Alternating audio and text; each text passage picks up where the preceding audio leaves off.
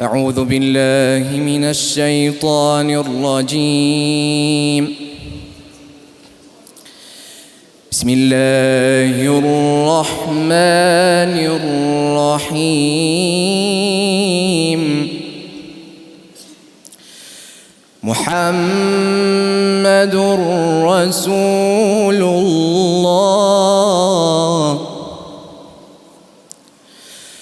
والذين معه أشداء على الكفار رحماء بينهم تراهم ركعا سجدا يبتغون فضلا من الله ورضوانا سيماهم في وجوههم من أثر السجود ذلك مثلهم في التوراة ومثلهم في الإنجيل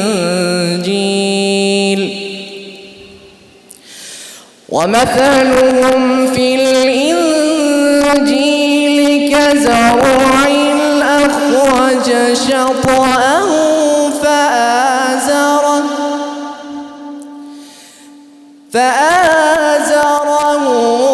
فاستغلظ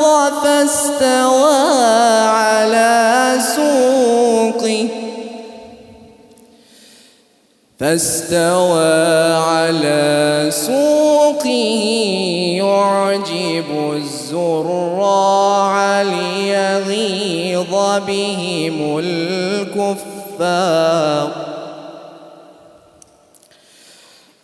وعد الله الذين آمنوا وعملوا الصالحات منهم مغفرة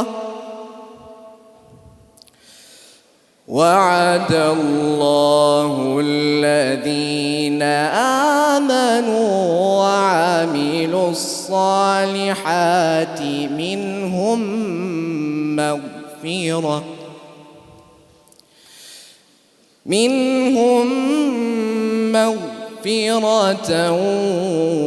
وأجرا عظيما آمنا بالله وصدق الله العظيم. الفاتحة.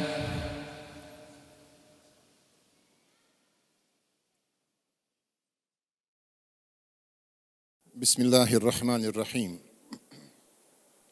الحمد لله رب العالمين. Essalatu vesselamu ala rasulina Muhammedin wa ala alihi wa sahbihi ajma'in. Cijenjena braćo i sestre, poštovani Sead Efendija, assalamu alaikum wa rahmetullahi wa barakatuhu. Neka je neizmjerna zahvala gospodaru svjetova koji mu'minska srca zbližava bez obzira u kojem mjestu živjeli. Hvala i vama prisutnima koji ste noćas tu da zajedno poslušamo lijepu riječ našeg cijenjenog gosta. Sead Efendija Islamović se kao istinski brat odazvao u pozivu svoje braće u Vitezu i došao nam u goste da nas počasti svojim znanjem. Ispred Medžlisa Vitez, mreže mladih, džemata Vitez i u svoje ime ja mu se na tome najiskrenije zahvaljujem uz dovu Allahu milosnom da ga nagradi svojom nagradom. Dozvolite mi da prije nego dam riječ našem cijenjenom gostu kažem nekoliko bitnih napomena važnih za ovo naše noćašnje hajirli druženje. Kao što ste primijetili, na ulazu u dvoranu se nalaze izložene knjige izdavačke kuće El Kelime iz Novog Pazara, evo i ovdje na ovom stolu ispred nas. Naime, ova izdavačka kuća je svojim prisustvom obogatila večerašnji program i pripremila posebnu ponudu iz bogatog asortimana svojih vrijednih izdanja za sve prisutne. Pored toga, za našu Ahmedaginu džamiju su ovim povodom donirali određeni broj islamskih knjiga u vrijednosti od 1000 maraka. Hvala im na tome i da im Allah uzvišeni podari svaki hajr u njihovom radu na polju širenja dini islama i korisne nauke. A noćas će prisutnima podijeliti 240 komada knjige Vjerovanje u sudnji dan kao uspomenu na večerašnju noć. Pored izdavačke kuće El Kelime na ulazu u dvoranu nalazi se, braćo i sestre, štand škole Kur'ana Medžlisa Vitez koja se zove Ebu Hanife. Pored promotivnog materijala škole postavljena je kutija za dobrovoljne priloge kojima se pomaže rad i djelovanje škole. Velika nam je čast predstaviti vam školu Kur'ana Medžlisa Vitez Ebu Hanife koja trenutno broji oko 150 stalnih polaznika, djece i odraslih. Tokom zimskog raspusta uspješno je realizovan intenzivni hifz za djecu iz osnovne škole kojem je prisustvovalo 100 polaznika, a 75 njih je naučilo napamet suru Nuh. I svečana promocija polaznika škole Kur'ana Ebu Hanife održat će se, ako Bog da, sljedeće nedjelje 9. februara u Ahmedaginoj džamiji. Upravo nam je uvodno ašere proučio jedan od polaznika škole Kur'ana Medžlisa Vitez, Ibrahim Mujkanović. A sada ću vam predstaviti našeg noćašnjeg gosta i predavača. Sead Efendija Islamović je rođen u Novom Pazaru 1980. godine. Tu završava osnovno obrazovanje i upisuje Gazi Isa Begovu medresu u Novom Pazaru, koju završava 1999. godine. Nakon toga odlazi u Siriju, odlazi u Egipat, gdje izučava arapski jezik i islamske nauke. 2001. godine odlazi u Medinu, u grad Allahovog poslanika, sallallahu alejhi ve sellem, i tamo završava fakultet šerijatskog prava. Vraća se u svoj rodni Sandžak 2005. godine i počinje raditi kao odgajatelj u medresi. Nakon 2,5 godine preuzima Hadži Mehovu džamiju, te od 2007. godine do danas radi kao imam ove džamije. Master studije završio je na Islamskom fakultetu u Novom Pazaru i tu trenutno radi kao asistent na tom fakultetu. Sead Efendija Islamović je do sada, braćo i sestre, održao na 1000 dersova, seminara, tribina, preveo veliki broj knjiga i brošura islamskog sadržaja i trenutno je, možemo to slobodno kazati, najslušaniji predavač na našim prostorima, a i šire. Oženjen je i otac 4 djece. Prije nego što predam mikrofon našem cijenjenom gostu, zamolit ću našeg Edina Efendiju, imama Ahmedagine džamije, da nas počasti jednom ilahijom.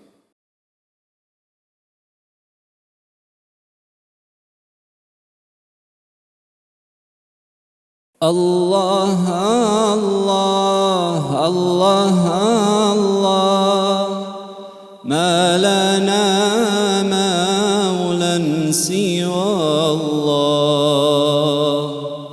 kullama nadaytu ya Rab, qala ya abdi ana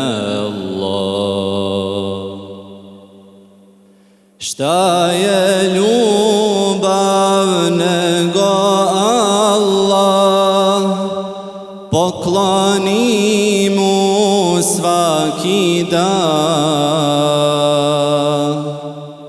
Sve granice tada dižeš, dahom svakim Allah dišeš. Sve što volim nije moje, tebi Rabbi pripalo je. Ljubav pravu kada spoznaš, tad i sebe ti upoznaš.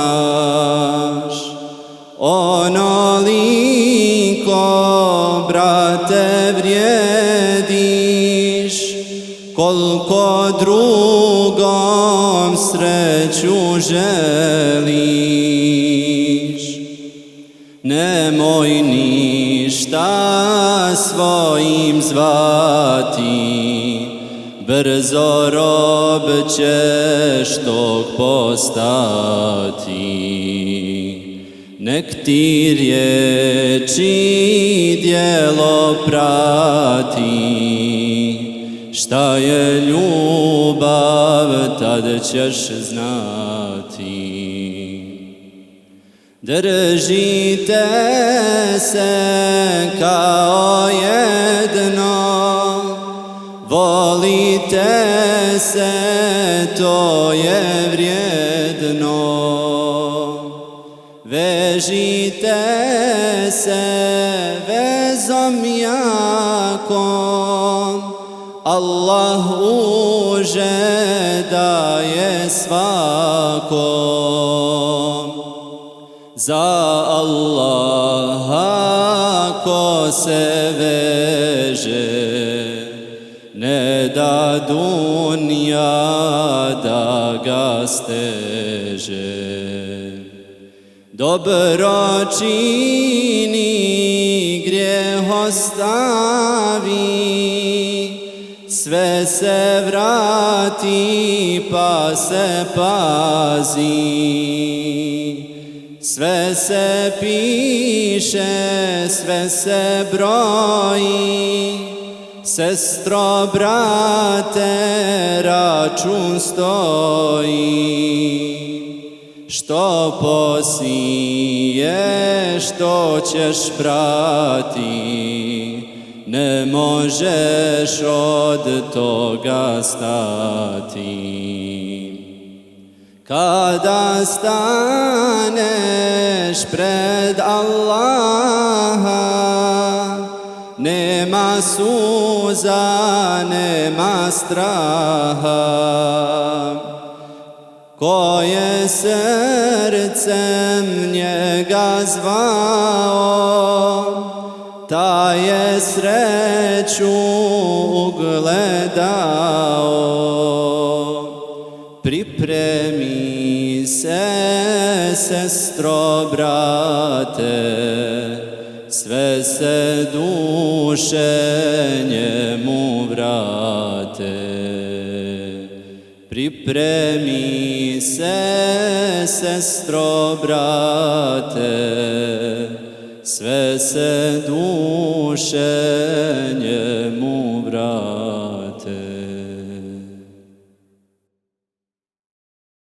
Buyurun Sead Efendi.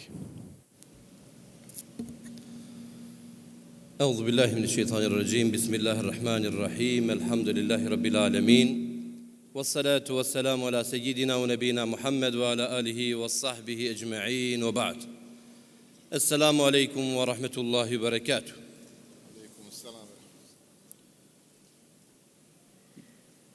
Nakon zahvale Allahu gospodaru si svjetova i salavata na Muhammeda sallallahu alaihi wasallam, draga braćo i cijenjene sestre, koristim priliku da se zahvalim predsjedniku Medžlisa, vitez, da se zahvalim glavnom imamu, da se zahvalim Omeru Efendiji, da se zahvalim mreži mladih koji su bili organizatori ili koji su organizatori bili sebe da se noćas ovdje okupimo.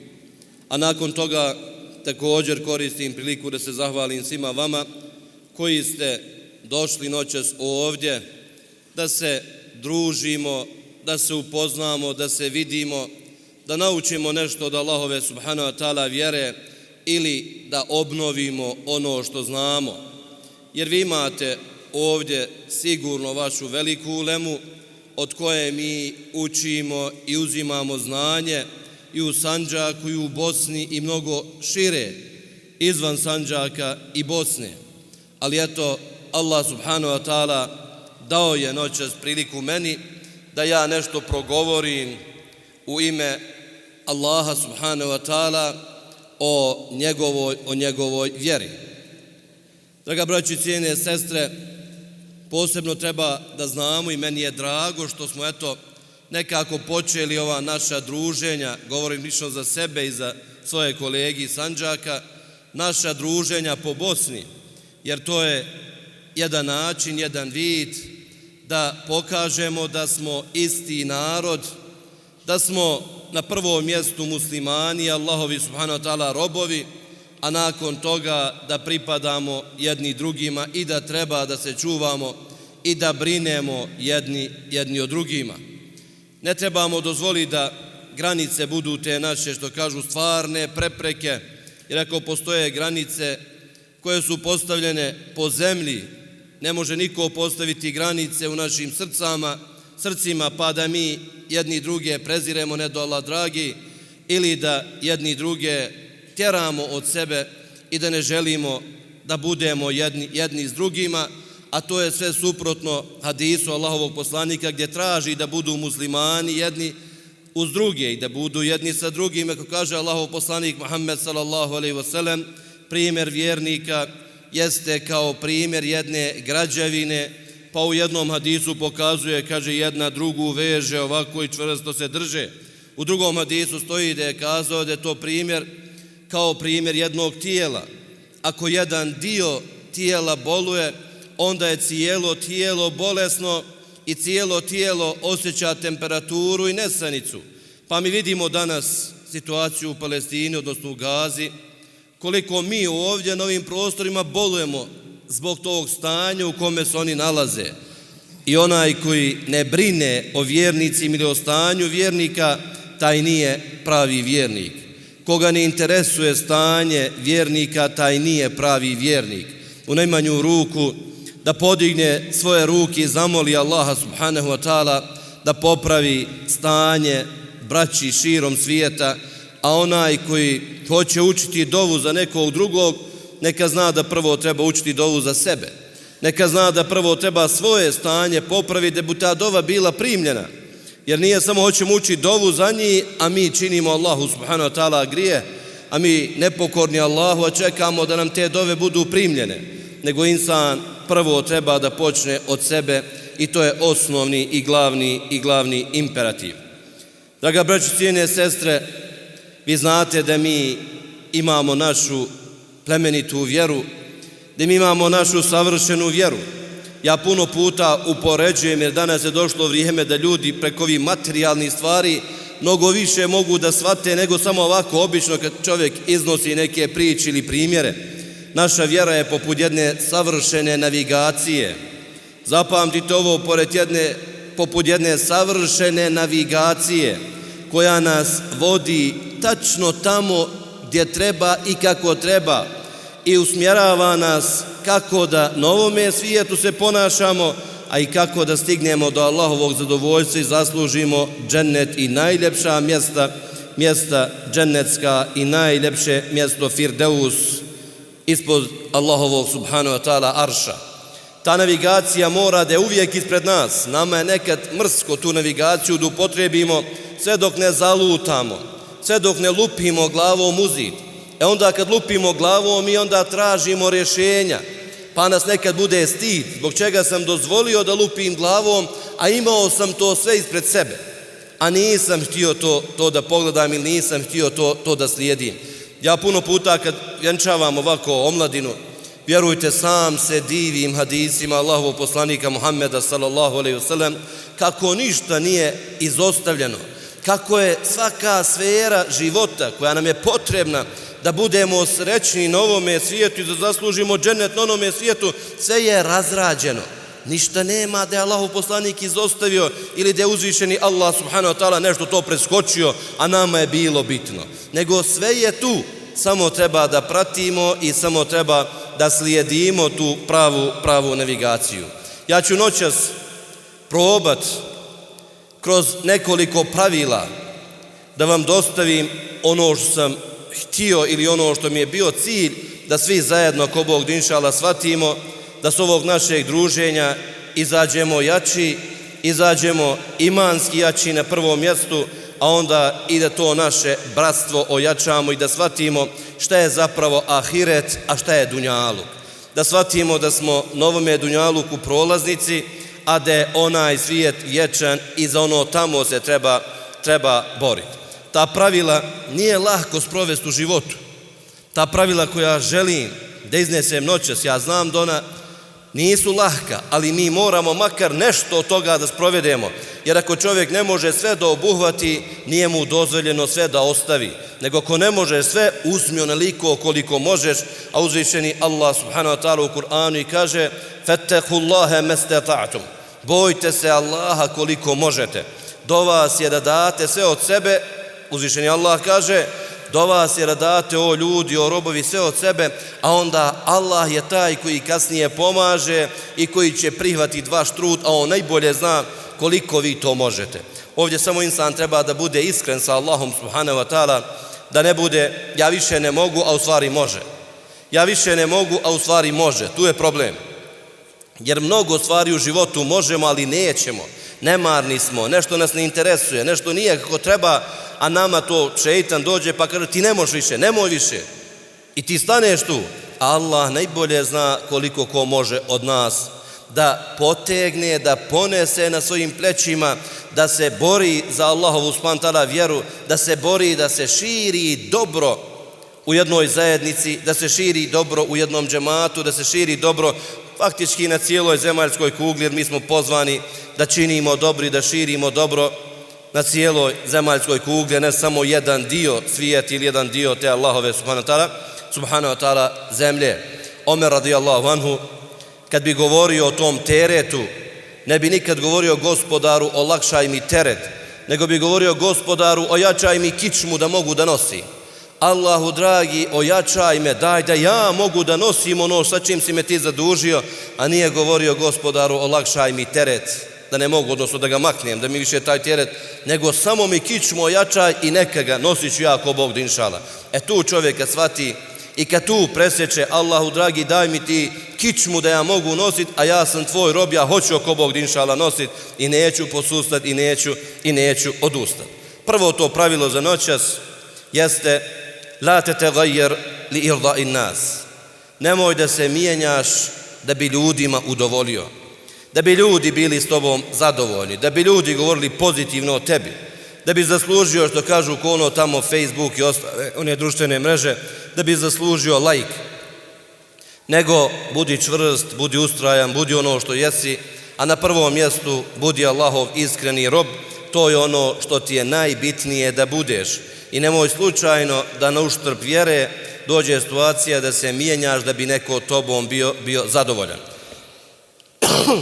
Allahov poslanik Muhammed sallallahu alejhi ve sellem nije se mijenjao na uštrb vjere ni slučajno, niti bi dozvolio ljudima da mu s te strane priđu pa da onda on promijeni neke svoje stavove, da on onda promijeni ono sa čim ga uzvišeni Allah subhanahu wa ta'ala zadužio.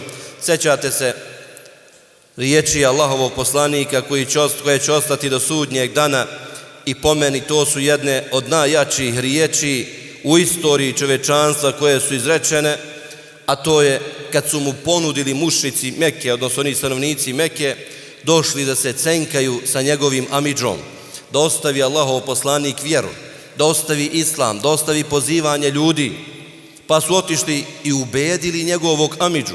Kažu da ćemo mu da bude najbogatiji, Muhammedu sallallahu alejhi ve sellem, da ćemo mu da ima najljepše žene, sve što hoće, da ćemo mu da bude predsjednik naš, vođa Mekke, da ćemo mu šta mu na pamet padne, evo mi smo toliko bogati, imamo, ne znamo koliko imamo tog bogatstva, ali da ćemo mu da bude mnogo jačiji, snažniji, moćniji od nas. Pa je amidža već potpao po te njihove riječi, uticaj, pa zove Muhammeda sallallahu alejhi ve sellem i kaže: o sinčiću, o Muhammede, nude ti to, nabraja šta mu sve nude. Međutim, Muhammed sallallahu alejhi ve sellem kao munje iz vedra neba kaže: o amidža, kad bi mi u jednu ruku dali sunce, u drugu mjesec, ja ne bi ostavio ovo sa čime Allah zadužio, odnosno ne bi popustio i ne bi ostavio ovu Allahovu subhanahu wa ta'ala vjeru. Pazite kakva je ljubav prema vjeri, kakva je čvrstina, kakva je snaga. Nije htio on da sedne, da razmisli o tome, nego kaže kad bi sunce, mi znamo koliko je vrijedno sunce i šta znači to. Znamo šta je i mjesec, da je to nešto što ukazuje na neku veličinu, ogromnu snagu, moć. Kad bi mi sve to dali ovako da držim ja ja ne bi ni jednog milimetra popustio i ne bi ni jednog milimetra odustao od onoga sa čime uzvišeni Allah subhanahu wa ta'ala zadužio i što mi je dao emane da prenese ljudima. Pa su došli ponovo, vidjeli ne mogu ništa, ponovo kod Muhammeda sallallahu alejhi ve sellem i kažu: o Muhammede, hajde ti da 1 godinu obožavaš kipove sa nama, da vjeruješ ti u kipove, dođe vrijeme, idemo svi kod Kabe, tu su kipovi i da ti klanjaš se kipovima sa nama 1 godinu, a 2 godinu mi obožavamo samo Allaha, sklonimo kipove i onda samo se tu obožava Allah subhanahu wa ta'ala. Pazite kakav prijedlog. Neko bi od nas rekao: hajde da probam, možda oni kad vide islam, kad pročitaju islamu, možda ih to privuče, hajde ja da probam da ih pridobijem.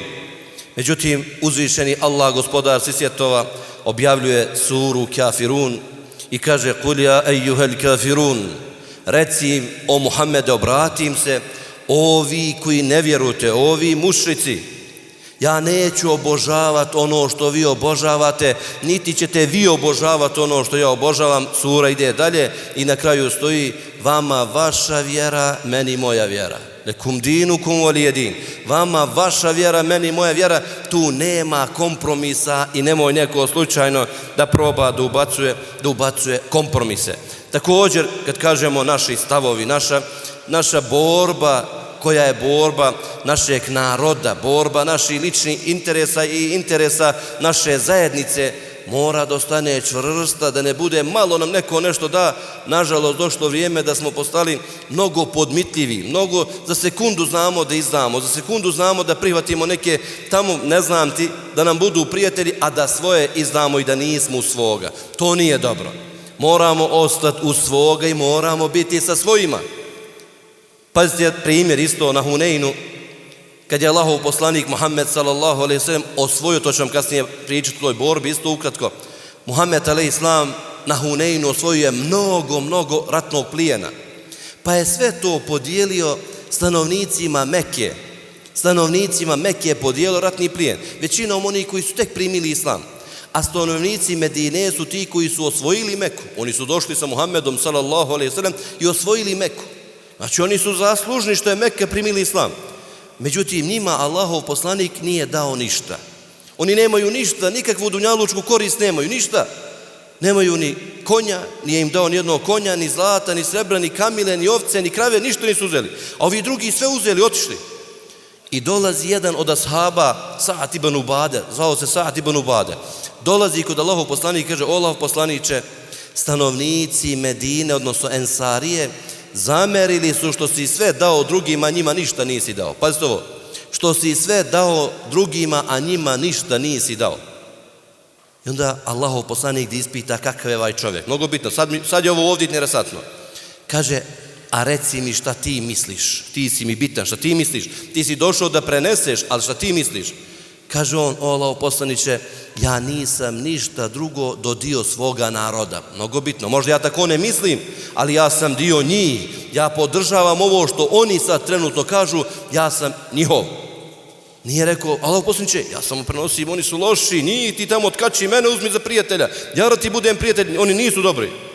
Ja kaže: ja sam dio svoga naroda, Allahov poslaniče, ja ću tu sa njima biti, ja neću pobjeći, ja i neću izdat, ja sam tu sa njima, ali su ti to zamjerili, Allahov poslaniče. Pa im se onda obratio Allahov poslanik Muhammed sallallahu alejhi ve sellem riječima da je ta skupina Ensarija lila suze, plakala nakon toga kad im kaže Allahov poslanik: pa zar niste zadovoljni da dunjalu, krave, ovce, koze, ne znam ti, dam tamo nekom drugome, a vi Ensarije da ja odem sa vama, da ja budem vaš, da odem sa vama, zar vam to nije draže? Pa kažu: jeste nam, Allahov poslaniče, ali mi smo se u jednom trenutku pobojali da ćeš ti nas da otkačiš po sve, da ćeš ti da odeš sa njima za Meku, a nas da ostaviš. Kaže Allahov poslanik: ne, ni slučajno, kad bi svi ljudi krenuli u jednom pravcu, a vi Ensarije u drugom pravcu, ja bi pošao za vama. Ja bi pošao za vama. Pa onda podiže Allahov poslanik ruke, pa počeo da moli Allah: Allahu dragi, oprosti Ensarijama, tim Medinelijama, oprosti njihovim sinovima, njihovim unucima, Allahu dragi. Kaže: pa su lili suze i govorili: zadovoljni smo, Allahov poslaniče, zadovoljni smo, nama dunjaluk nije ni trebao, ali smo se bojali, hoćeš ti da nam odeš. Ali bitno je ovdje da je čovjek ostao da bude sa svojim narodom i ne treba čovjek da izda tako lako i da proda svoj narod zbog nekih, što kažu ti, sitni, lični, dunjalučki interesa. Drugo pravilo, ne očajavaj ako se dogodi da ne uspiješ u određenoj stvari. Ne očajavaj ako dođe situacija da nisi uspio nešto. Primjera radi, nisi uspio da odgojiš djecu u datom trenutku onako kako ti želiš da je odgojiš. Pazite ovo, koliko god se mi trudili da odgojimo djecu, subhanallah, to nije lako. To nije lako. Do nas je da uložimo sve, da se potrudimo, a uputa je kod Allaha subhanahu wa ta'ala. Mi u to čvrsto vjerujemo. Uzvišeni Allah subhanahu wa ta'ala obraća se Allahovom poslaniku Muhammedu sallallahu alaihi sallam. Pa mu kaže, inneke la tehdi men ahbebt. O Muhammede, ti ne možeš da uputiš koga ti hoćeš. Ali Allah je taj koji upućuje. Mi ne možemo da učinimo našu djecu da budu upućeni. To zaboravite. Ko to radi? Gospodar svjetova. Šta je na nama? Da uložimo trud, da uložimo, što kažu, sve ono što je do nas, da budu ta djeca na pravome putu. Pazite jedan primjer, smiješan primjer. Odnosno i tužan i smiješan u istom trenutku. Jedna naša hanuma dole iz Novog Pazara 2 puta se udavala. U prvom braku čovjek bio pijanac, ona pokrivena, čovjek pijanac. I ona riješi da ostavi čovjeka pijanca i dode. Allah im dao dijete iz tog braka. Pazite, dijete iz tog braka. Kaže, to dijete se pridržava Allahove vjere 100%. Sve drži, ništa ono ne pušta, čvrsto 100% u Allahove vjeri. Ko mu je otac? Kaže, pijanac koga sam ja ostavili, pobeglo od njega. I udam se ja po mome, kaže ona, za dobrog muslimana, za dobrog Allahovog roba, koji drži se čvrsto vjere, vjera mu je na prvom mjestu. Međutim, Allah nam daje djecu, kaže, dijete neće ni jednu u džamiju, dijete neće ni jedno na namaz, dijete neće ništa suprotno 100%. Šta je ovo ovdje sad? Kaže, u prvom braku čovjek pijanac odvraća dijete od islama, ali dijete ide u islam. Koga uputio? Allah. U drugom braku ja i muž zajedno jurimo djecu da ih usmjerimo ka džamiji. Kaže, dijete neće ni jedno. Allahu dragi, šta da radi? Došla žena, traži pomoć, traži savjet. Pazite detalj. Dođe trenutak nekad u našem životu, u jednom periodu, ti se trudiš da to dijete bude dobro, međutim to dijete te ne sluša. Nemoj da izgubiš nadu, nemoj da odustaneš. I da kažeš, mene ovo dijete više ne interesuje. Ili dosta ima nas koji kažemo, hoću da ga isteram iz kuće. Da ga otkačim, po sve više me ništa ne interesuje. To nije dozvoljeno. Nije šerijatski ispravno. Zbog čega? Ti kad ga istjeraš iz kuće, ti si mu tek otvorio vrata šera. Tad može da radi šta hoće od svakog zla. A ti kad si uz njega pa se boriš, pa doviš, pa upućuješ, pa usmjeravaš, pa da će Allah da se on u jednom trenutku ponovo vrati i da nastavi život i da bude dobro dijete. Mi znamo na 100 takvih ljudi koji su u početku, ta djeca, odnosno ti momci koji su u početku bili, ništa valjali nisu. Roditelji se žalili na njih i samo odjednom vidiš neki preokret. Dijete kaže roditelj, maša Allah, alhamdulillah, sad mi je srce puno kad ga sretnem i kad ga vidim. Kad ga sretnem i kad ga vidim. Dova nekad zna da zakasni, naša dova koju upućujemo. Ali ne zaboravi, ta dova nikad neće propast. Ona može da zakasni iz nekog razloga, ali ako Bog da inša Allah neće propast i nemoj da otkačiš svoje dijete da ga otjeraš. Druga stvar, dođe situacija, čovjek ne uspije na poslu, u svom biznisu, privatnom biznisu ili nekom drugom biznisu, nešto mu ne ide, ne uspije. Nemoj da padneš. Nemoj da se izgubiš, nemoj da se zatvoriš, jedan ti posao ne ide, propao si i ti se pokupiš i sad ćeš najbolje da prosiš. Nije tačno. Daj nešto drugo, nađi novi posao, nađi neki novi izazov za sebe.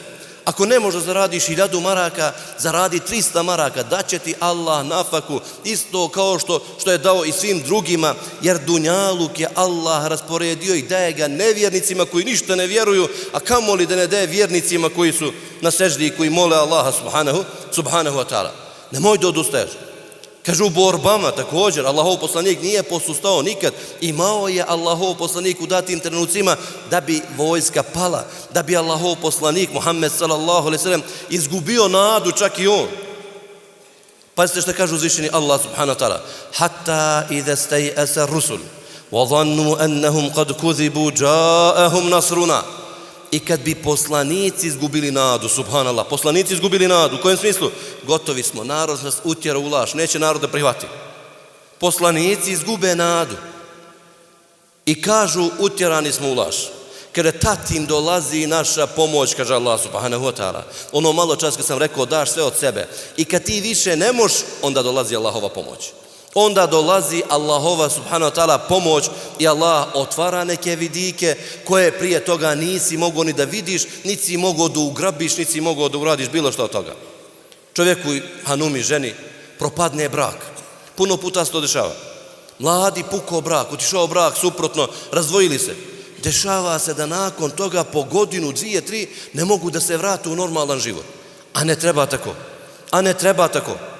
Nego što treba da se uradi? Allahu dragi, mi smo pokušali, borili se koliko je bilo moguće, ono što je do nas smo uložili. Ne ide, daj nešto novo, završen ovaj brak, zatvaramo stranicu, vraćamo se novom normalnom životu, tražimo novu priliku i molimo Allaha da bude bolje. Ne treba brak tako lahko da se rasturi, odnosno da se brak napusti, da se bračna zajednica uništi.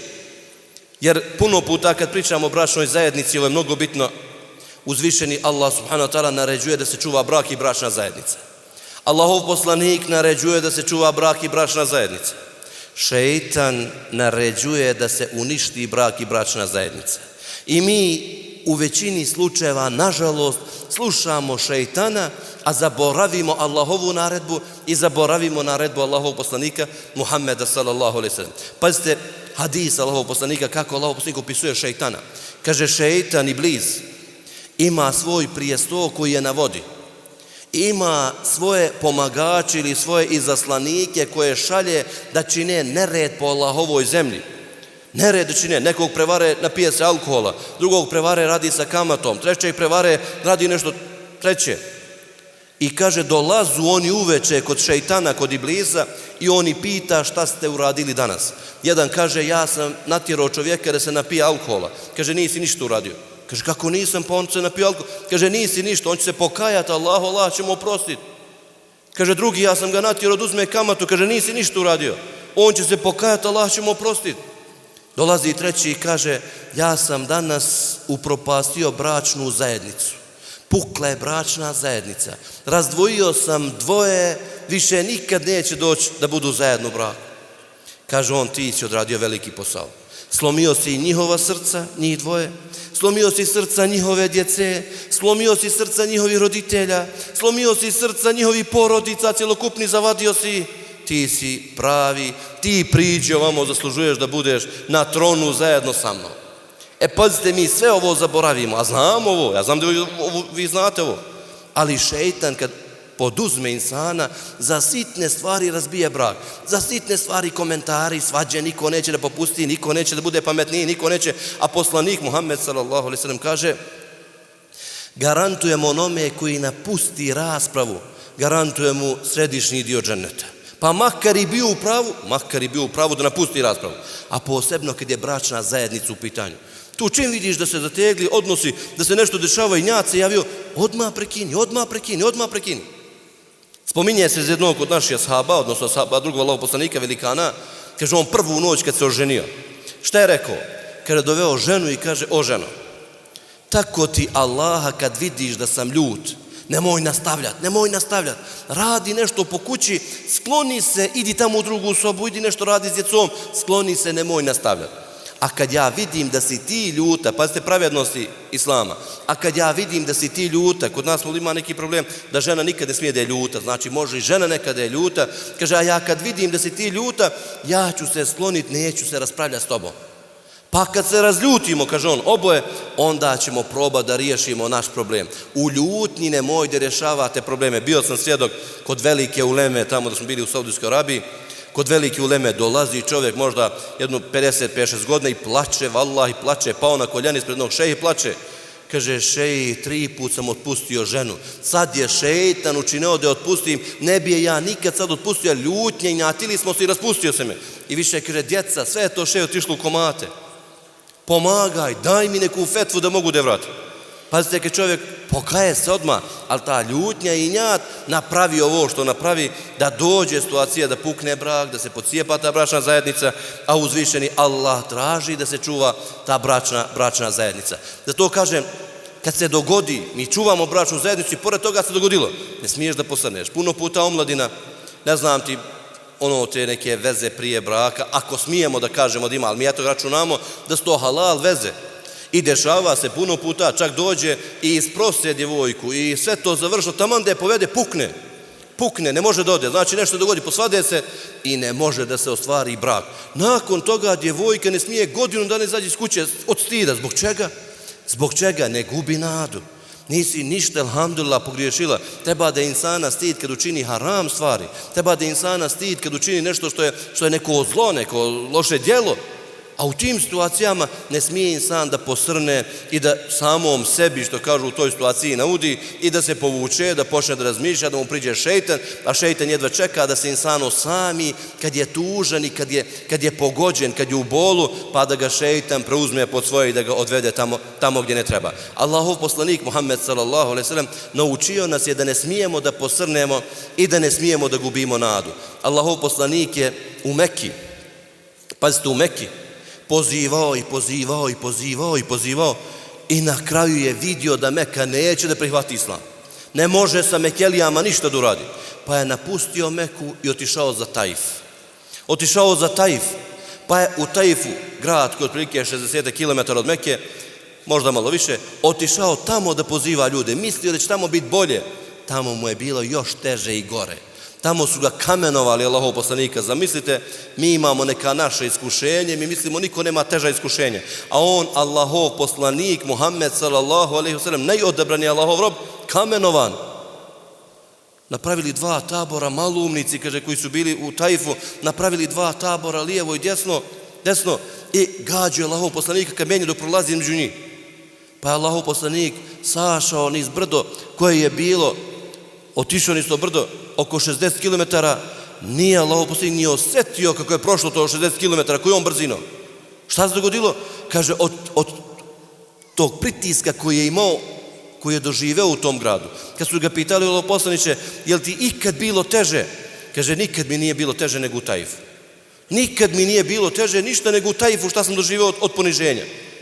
I Allahov poslanik se vraća u Meku, ali u tom trenutku uzvišeni Allah subhanahu wa ta'ala iz tog najtežeg trenutka daje mu nešto najveličanstvenije, a to je Isra wal Mi'raj. Da je Allahov poslanik u jednom dijelu noći iz Mekke otišao do Palestine, do Bejtul Mahdisa, do Kudsa, pa je vidio ljepote, pa ga uzvišeni Allah subhanahu wa ta'ala uzdigao na nebesa, gdje je vidio Allahove poslanike, gdje je vidio džennet, gdje je vidio džehennem i gdje je razgovarao sa uzvišenim Allahom subhanahu wa ta'ala. Počašćen da razgovara sa Allahom nakon tog pritiska koji je doživeo. Nakon toga, što kažu, gotovo, on je već posustao, ali doživljava nešto veličanstveno i opet se vraća i nastavlja svoju misiju. Islamski učenjaci se razilaze da li je Allahov poslanik vidio Allaha na Miradžu ili nije vidio. To je stav kod naših islamskih učenjaka. Jedni kažu vidio, jedni kažu nije vidio. Nije strašno. Oboje da čovjek kaže neki uzme ovaj stav, neki ne smeta. Zato što je Aisha govorila nije vidio Allahov poslanik Allaha subhanahu wa ta'ala. A Abdullah ibn Abbas je govorio jeste, vidio ga je tu noć. Znači, najveličanstvenije stvari koje su mogle da se dogodile su Allahovom poslaniku nakon što je presaborio Allahov poslanik. Ne zaboravite, kad god vam je teško i kad god vas uvate dunjalučki pritisci, muke, morate saboriti i znajte, ako budete istinski saborili, sigurno će vam Allah poslati olakšanje. Uzmite samo Siriju i gledajte Siriju. 14 godina sabora i nakon toga oni pobjednici. Morao je da ode, znači mora. Takav je to pritisak, takva je to borba, takva je da mora da ode. Insan koji je pogođen sihrom, odnosno kome je postavljen sihr ili ima uticaj džina na njega, nemoj da se predaje. Mora velika borba da bi pobjedio. Ako posustane i umori se, pa mu mučno da zikri, mučno mu da klanja, mučno mu da je pod abdestom, mučno mu da klanja noćni namaz, mučno mu da uzme Kur'an, da čita i tako dalje, neka zna da je propao, izgubio je borbu. A onaj koji se bude pridržavao mora da shvati, da bude čvrst ubeđen, ja pobeđujem, ali samo treba trenutak od Allaha da stigne pomoć. A obećate pomoć, ona mora doći, samo kad će doći mi ne znamo. A ne smijemo da se predamo, nego moramo da nastavimo. Takav je cjelokupni dunjaluk. Kaže Napoleon, dok je vodio svoje borbe, osvajanje svijeta, kaže, jednu od tih bitaka svojih izgubio je. I kaže, razišao se sa narodom, povukao se po šumama, pobegao. Pa je u tom trenutku gledao oko sebe i vidio mrava koji je nekoliko puta pokušavao da iznese hranu preko jednog kamena. I kaže, svaki put padne. Na desetine pokušaja. I kaže, nakon toga posljednji pokušaj mrav uspio. Prenio hranu preko kamena i otišao dalje. Kaže on, ovo je za mene poslato da ja vidim, iako sam izgubio jednu borbu, ja moram da odnosno izgubio bitku, ja moram da nastavim svoju borbu i ne smijem da prekinem. Izgubio sam bitku, ali se ne predajem, idem dalje. Pa je, kaže, nakon toga ponovo nastavio sa svojim osvajanjima. Sabor, čvrstina i ustrajnost. Sljedeće pravilo koje je bitno također u našem životu jeste, kad ti uzvišeni Allah da neki uspjeh, nemoj da se tu promijeniš, da se poneseš, da se uzoholiš. Nemoj da se uzoholiš. Uzvišeni Allah u Kur'anu spominje za čovjeka 2 slučaja. Kaže, kad mu damo neko dobro, on se uzoholi pa je nepristupačan, ne može da mu se priđe. Kad se obogati, kaže, on više ni sa rodbinom neće. Nekad bio siroma, zajedno jeli, što kažu, sa zemlje, jeli iz pijeska, jeli ovamo. Sad se on obogatio, rodbina ne može da mu priđe. Ne može da mu priđe siroma, ne može da mu priđe. Kaže Allah, takav je primjer žalostan, težak za insana. Kad se obogati, odjednom postane nepristupačan. Odnosno kad mu je dobro. A kad mu je loše, kaže, on očajava, odmah padne u očaj, ne može da se oporavi. Jadni insan, nema sredine. I za to treba da shvatimo, kad dođe situacija pa nas Allah uzdigne, nekom da položaj, nekom da neki ugled na neki drugi način, nekom da ima mnogo djece, nekom da ima dobar posao, uspje. Nemoj da dozvoliš kod nas, nažalost, ne znam, možda ovdje kod vas, inšala, da nije taj fenomen, ali ja mnogo džemata po Evropi obilazim, pa sam vidio da ima i Sandžaklija i Bosanaca, kažem opet, nećemo ih dijeliti, ali koji kad malo zaima para, on se obogatio, on misli da je završio velike škole, a nikad u školu nije ušao, nego samo ima para i on misli da je mnogo pametan. Kako stiče para, on misli dolazi znanje, a nije to tako. Znanje je nešto posebno. Znanje mora da naučimo da vrednujemo, da ne vrednujemo ljude zato što ima novca. Zbog čega? Novac je nafak od Allaha subhanahu wa ta'ala, da ništa ne radiš, Allah će dati tu nafak. Koji ti je propisao?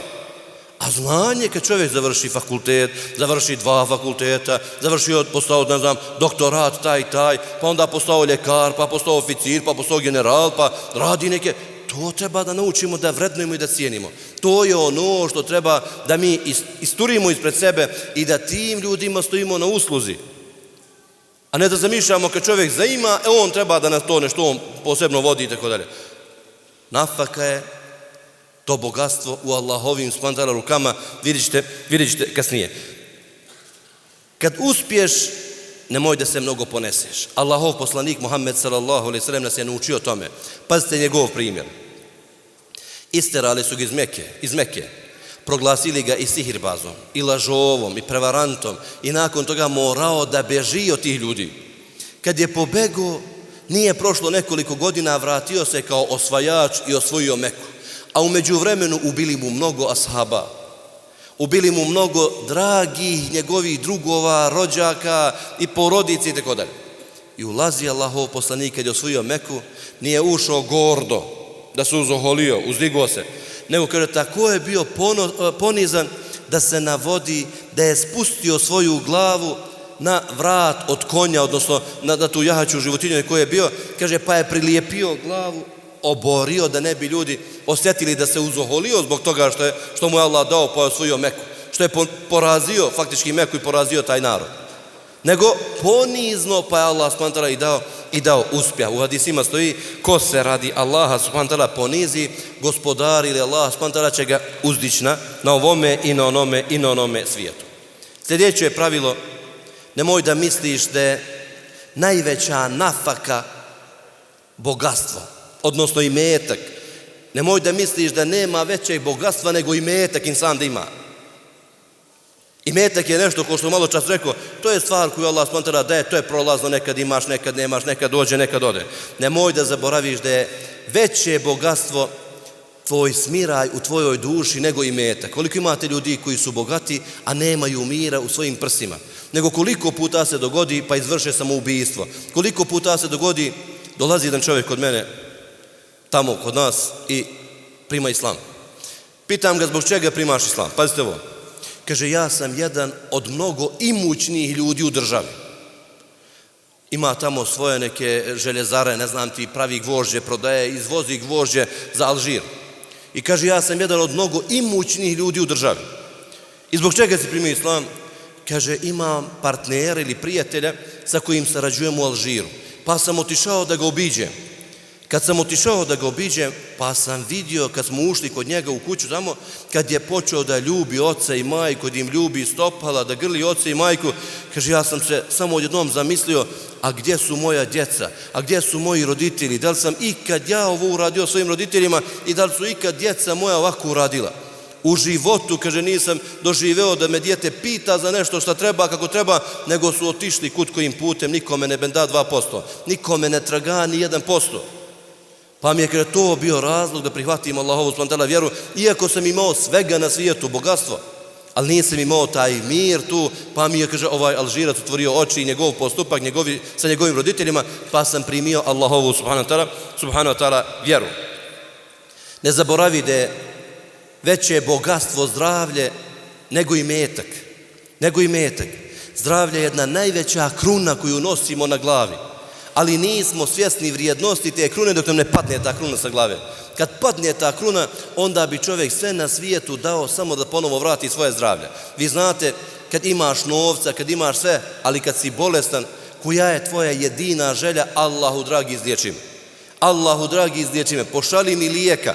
Niko ne traži, Allahu dragi, omogući mi da napravim još nešto, da uradim još nešto, da napravim još jednu zgradu, da kupim kola. Šta će mi kola kad ne mogu da vozim? Šta će mi?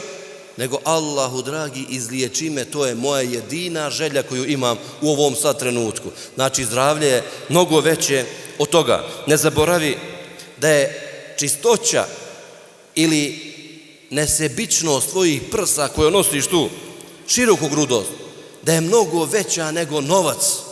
I šala nije kad čovjek nije mu tijesno nigdje. Pazite, ovdje noći imamo ovako, dosta je tijesno.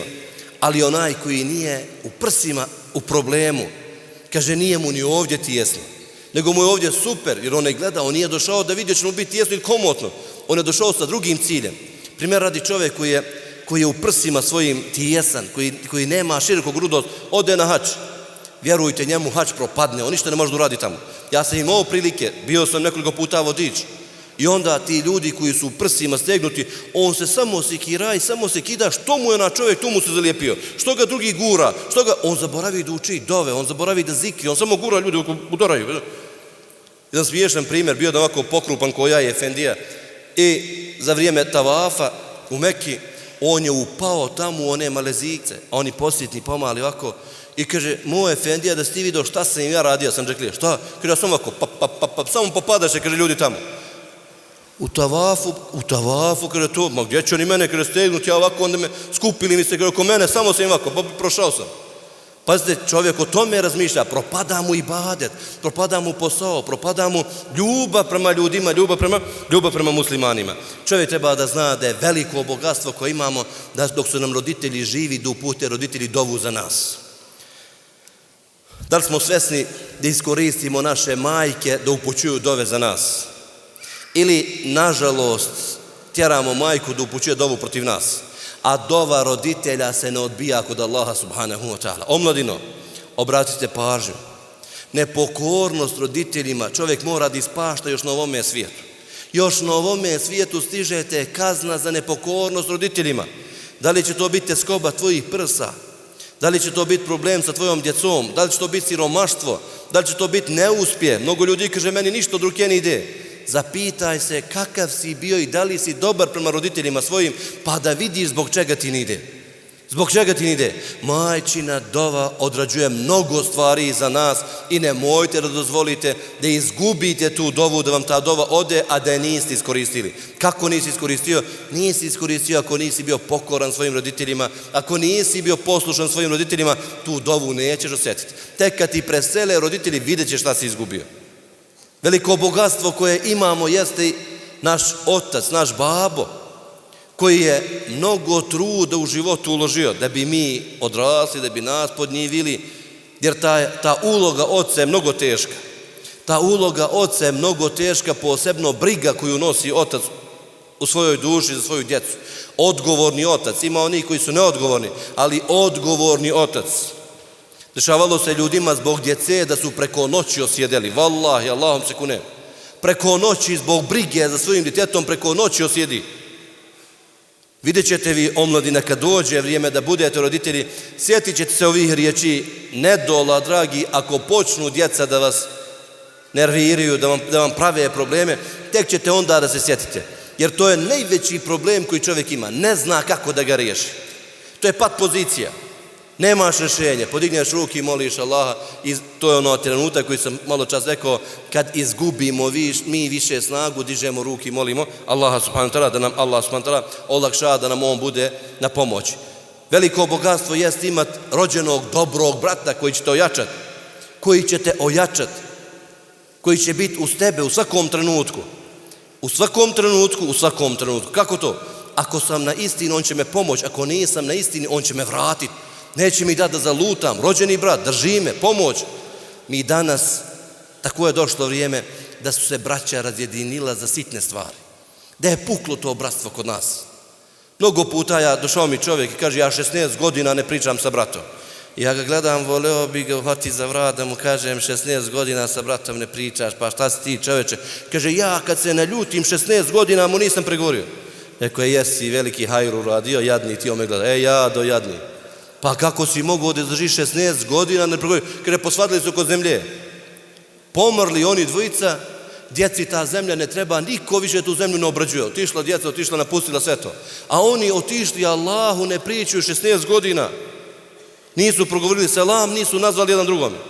Žalost, tuga, zbog čega? Ni zbog čega. Kamo sreće da smo se posvadili za to što si ti nešto oko Allahove vjere ga savjetovo neće, pa nešto, nego dunjaluk, većinom dunjaluk, neki sitni, neke stvari sitne, i dođe situacije, posvade se braće i sestre, neće niko ni sa kim da priča.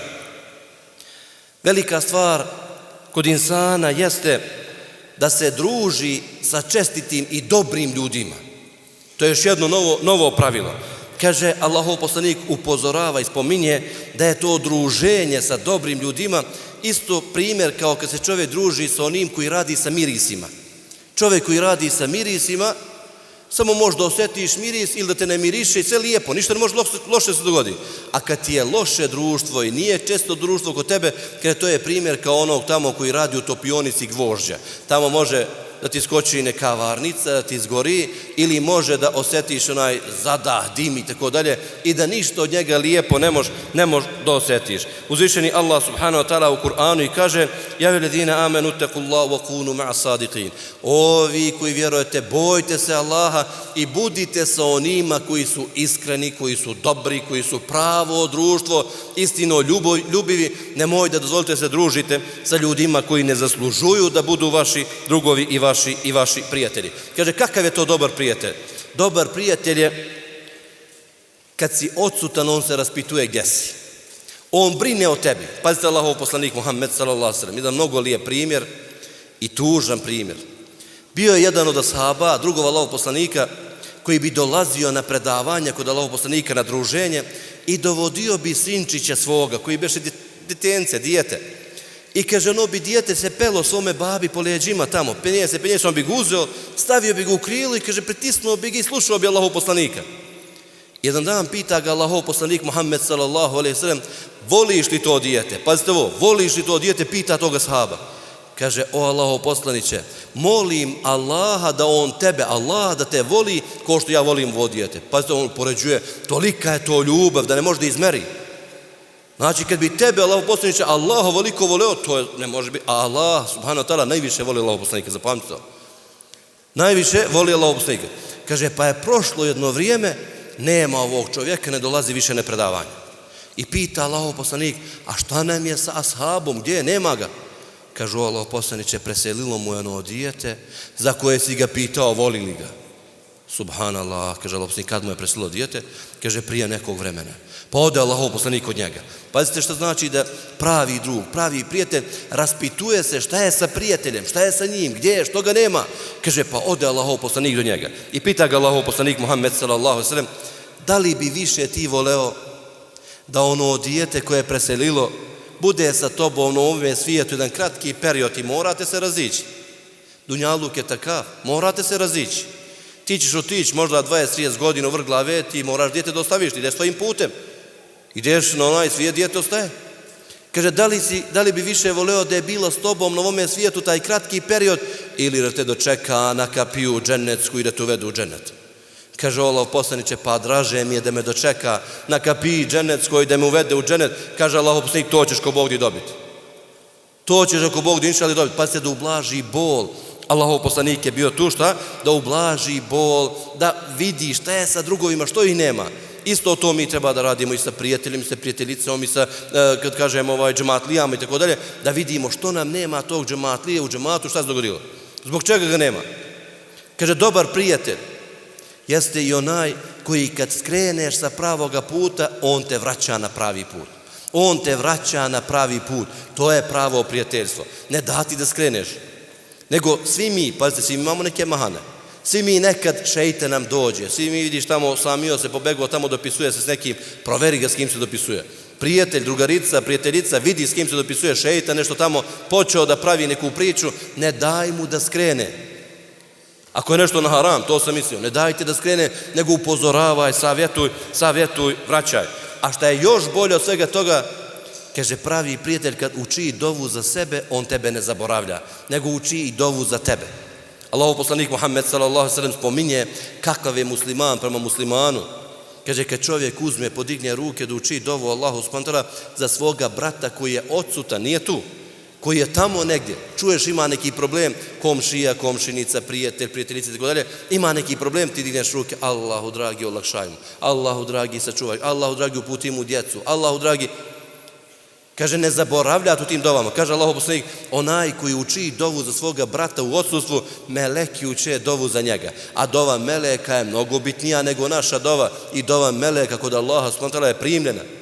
Kaže još Allahov poslanik, onaj koji uči dovu za svoga brata muslimana, melek stoji poviše njegove glave i govori, amin gospodaru, i ovome koji uči dovu daj mu još više.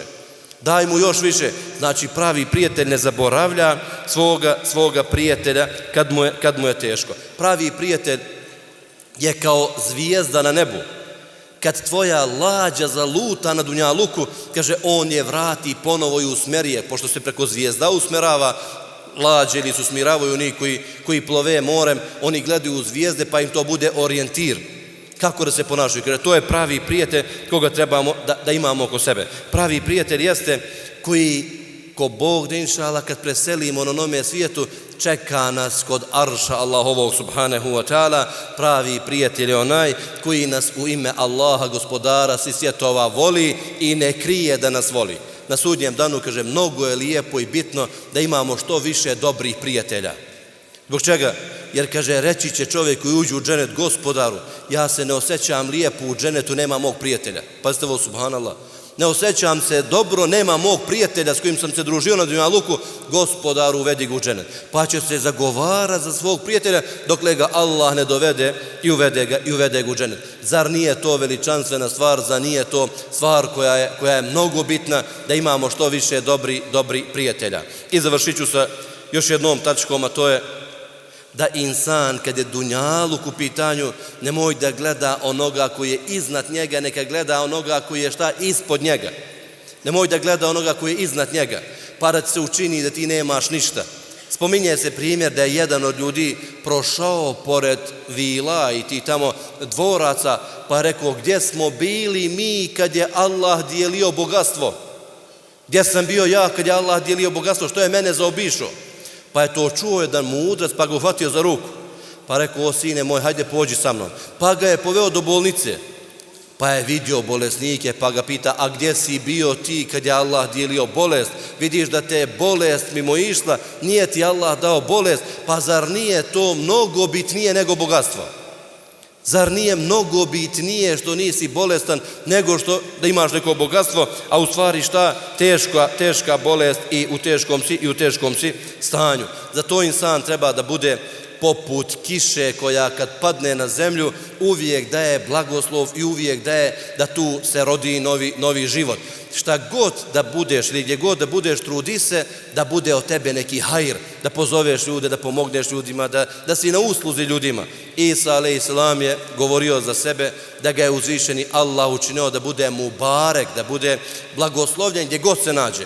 I ja molim Gospodara svih svjetova da mi budemo od tih ljudi, da budemo blagoslovljeni gdje god se nađemo, da budemo od hajra na prvom mjestu nama, našim porodicama, a onda da budemo i drugim ljudima na usluzi i od hajra.